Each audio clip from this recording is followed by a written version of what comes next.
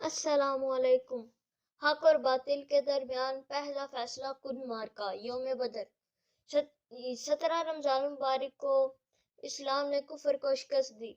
17 رمضان المبارک ایک عظیم واقعہ فتح مکہ کی یادگار اور اس بات کی زندہ مثال ہے کہ اسلام تلوار سے نہیں کردار اور گفتار سے پھیلا ہے۔ پیارے نبی حضرت محمد صلی اللہ علیہ وسلم نے کوئی اقدامی جنگ نہیں کی، تمام غزوات مدافعتی جنگیں تھیں اور فتح مکہ بھی اپنی روح میں مدافعتی جنگ ثابت ہوئی۔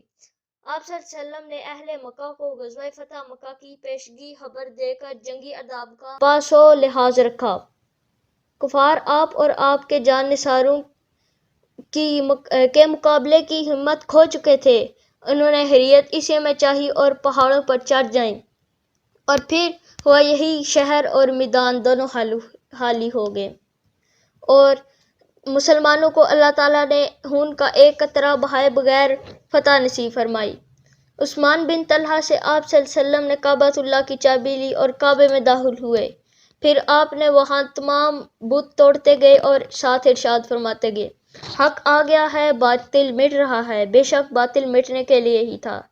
پھر حضرت بلال رضی اللہ تعالیٰ عنہ نے کعبۃ اللہ میں اذان دی اور باجماعت نماز ادا کی، اور آپ صلی اللہ علیہ وسلم نے عام معافی کا اعلان کیا۔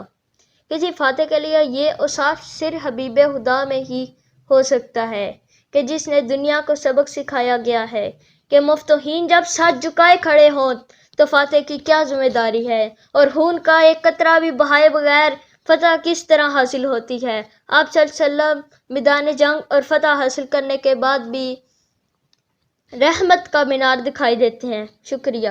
I hope you like my video. If you did, please share, like and subscribe to my channel.